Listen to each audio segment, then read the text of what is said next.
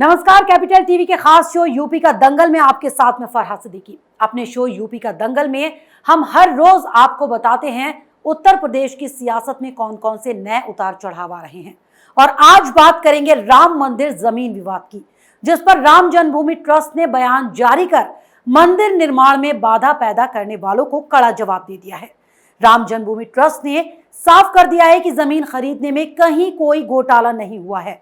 पिछले कई दिनों से लगातार अयोध्या में राम मंदिर के लिए खरीदी गई जमीन के सौदे में कई तरह के आरोप लगाए जा रहे थे।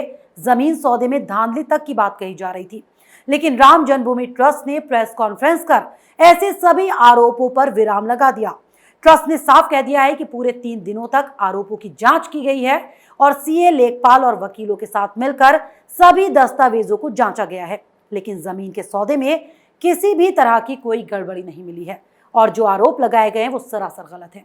और इसी पर बात करने के लिए आज हमारे साथ स्टूडियो में मौजूद हैं कैपिटल टीवी के editor in chief doctor Manish Kumar. Doctor साहब, बहुत बहुत स्वागत है आपका। धन्यवाद।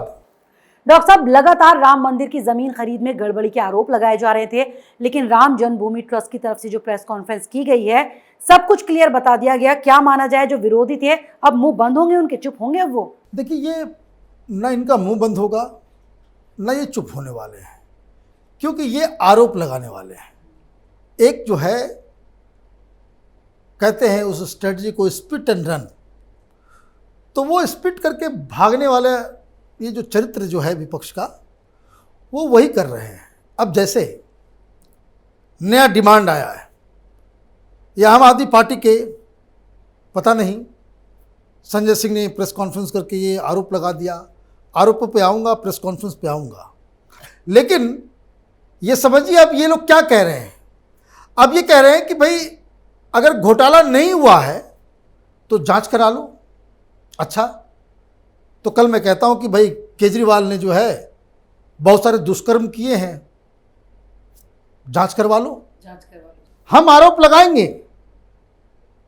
लेकिन कोई सबूत नहीं देंगे। और अगर तुम्हारे पास सबूत है, चाहे वो समाजवादी पार्टी का लीडर हो जो आरोप लगा रहा है, चाहे कांग्रेसी हो, चाहे वो आम आदमी पार्टी, ये सारे सेकुलर जमात का ये जो पूरा गैंग है, अगर इनके पास सबूत है, कोर्ट क्यों नहीं जा रहे?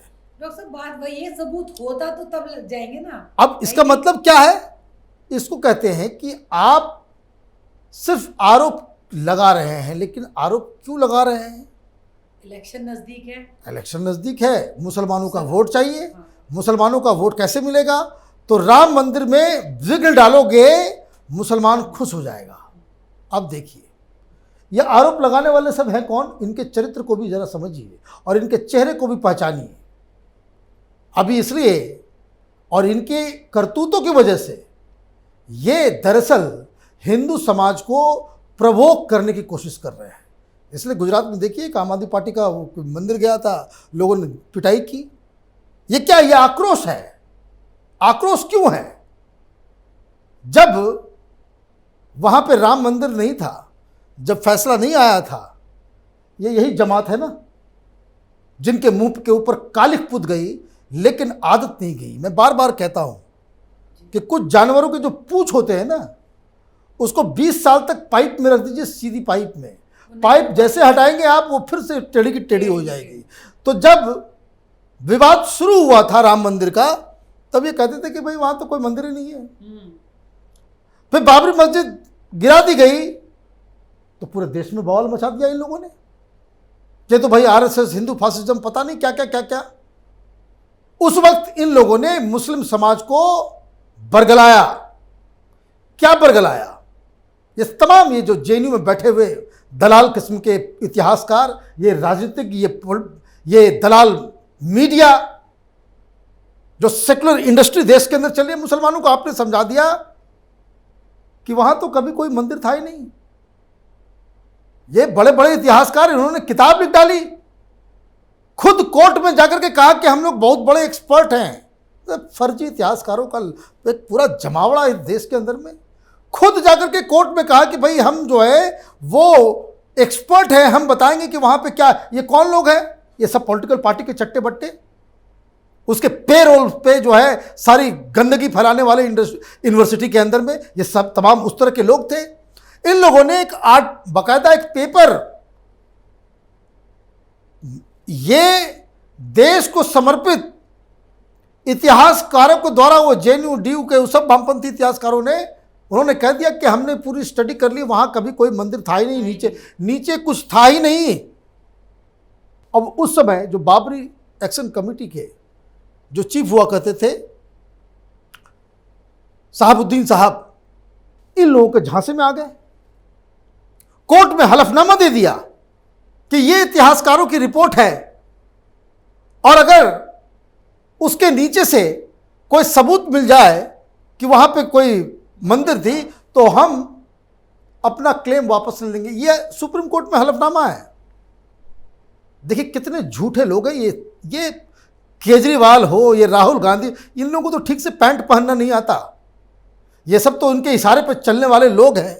जुमा 4 दिन 5 दिन हुआ नहीं, ये लोग जो है इस तरह की प्रोवोकेटिव राजनीति को जो है आप अंजाम दे रहे हो। ये कहां से कहां चल रहा है मसला। सारा मुस्लिम समाज कह दिया कि भाई यहां तो कभी कोई मंदिर था ही नहीं। उन लोगों को यकीन हो गया कि सर सारे इतिहासकार बोल रहे हैं। ये 20 साल तक चलता रहा, until unless Allahabad high court ने इन सब इतिहासकारों को तलब किया कि जरा आओ, जरा इतिहास समझाओ। मालूम चला ये तो फ्रॉड इतिहासकार सब है। कोई मॉडर्न हिस्ट्री का इतिहासकार है, वो वहां बता रहा है अयोध्या के ऊपर बड़ी बड़ी बातें, बड़ी बड़ी डिग्री लिख दे रहा है, आर्टिकल में छप, माने हिंदू अखबार हो, टाइम्स ऑफ इंडिया हो, ये बड़े बड़े ओपिनियन मेकर्स जो हैं, इन लोगों के, इन दलालों को आपने स्पेस दिया कि आप जितनी भी गंदगी फैला सकते हो राम मंदिर के ऊपर फैलाओ। मालूम चल रहा है कि भाई इसकी पीएचडी किसी और चीज के ऊपर है, ये एक्सपर्ट किसी और चीज का है, लिख रहा है राम मंदिर के ऊपर। जिन लोगों को ये तमाम वामपंथी इतिहासकारों के फ्रॉड को समझना है, इलाहाबाद का जजमेंट इंटरनेट पे अवेलेबल है, आप गूगल कीजिए, पढ़िए उसको, आपको समझ में आ जाएगा। ये जो तमाम, ये जो लुटियन गैंग, ये जो दलाल पत्रकारों, ये जो सेकुलर इंडस्ट्री देश के अंदर में जो चल रही है, उसका सही चेहरा क्या है। तो ये तो उस समय रोक रहे थे, काम क्या था, विघ्न डालने का। इलाहाबाद से फैसला आ गया, ये लोग बोले तो बेकार हो गया, वहां तो ये तो मुसलमानों के साथ अन्याय हो गया। कौन बोल रहा है कि मुसलमानों के साथ अन्याय हो गया? यही मुसलमानों को बेवकूफ बनाने वाली पॉलिटिकल पार्टियां। मुसलमान बोल रहा है कि मामला खत्म करो, हमको नहीं चाहिए ये सब झपला। लेकिन ये नए नए प्याज खाने वाले मुल्ला जो सेकुलर पार्टियां चलाते हैं, टोपी पहन के, जालीदार टोपी पहन करके झांसा देने का काम करते हैं, इन लोगों ने, वो बताइए कितनी बेशर्मी के साथ ये कपिल सिब्बल कोर्ट में, सुप्रीम कोर्ट में कह रहा है कि भाई 2019 के बाद फैसला आना चाहिए। आपने एक पूरे समाज को आपने एक उस मकाम पे लाकर रख दिया कि जिससे दंगे हुए, आपने प्रोवोक किया। ये प्रोवोकेशन की वजह से ये मुद्दा इस देश के अंदर में कई, माने सैकड़ों जगह पे दंगे हुए।